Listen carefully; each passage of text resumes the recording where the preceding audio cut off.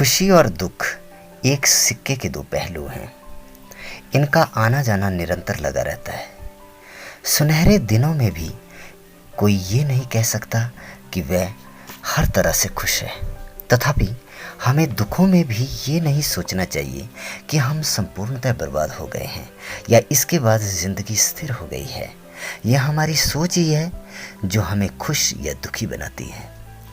ज़िंदगी का ये कड़वा सच है कि एक दिन सब कुछ खत्म हो जाना है।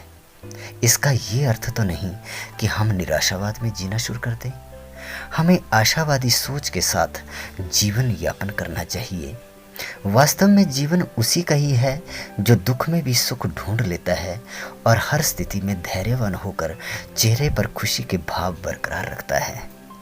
बेवजह खुश रहने का हुनर जिसने सीख लिया, जिंदगी की जंग उसी ने जीत ली। किसी ने ठीक ही कहा है, a man who finds no satisfaction in himself seeks for it in vain elsewhere. यानी आदमी संतुष्टि अगर अपने आप में नहीं ढूंढ पाता तो वो इसे कहीं नहीं ढूंढ सकता। आइए जानें कि हम खुश कैसे रहें।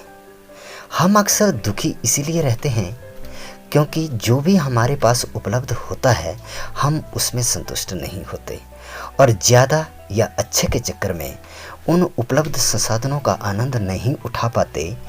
हमारे हाथ में जो होता है हम उसकी वैल्यू नहीं करते और जो हमारी कल्पनाओं में है हम उसके लिए छटपटाते हैं।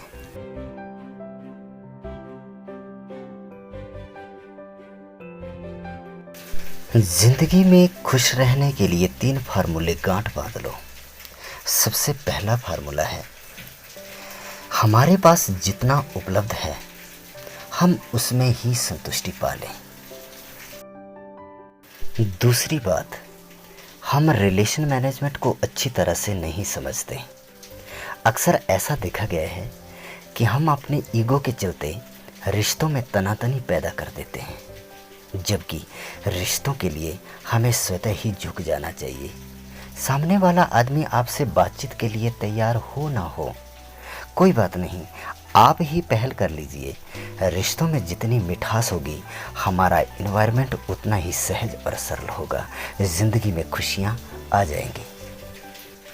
तीसरा और महत्वपूर्ण फार्मूला जो सबके लिए जानना बहुत ज़रूरी है, हम ये सोचकर परेशान हो जाते हैं कि फला व्यक्ति ने ये कर लिया, वो कर लिया, हमसे नहीं हो पाया। वो देखो, उसके पास सुख सुविधाओं की भरमार है और हमारे पास कुछ नहीं है। खुश रहना है तो ये ध्यान रखिए, never compare with others and never expect to others. ना तो किसी से अपनी ज़िंदगी को तुलना करिए और ना ही किसी से अपेक्षा रखिए। हम बेवजह किसी से एक्सपेक्ट कर लेते हैं, जबकि human being by nature self centred है। दूसरा आदमी आपकी भावनाओं की कदर कहाँ करेगा, वो तो अपना स्वार्थ साधेगा। अगर हम उससे अपेक्षा रखेंगे तो आहत तो होंगे। स्वामी विवेकानंद ने कहा है, have faith in yourself, all powers in you, be conscious and bring it out.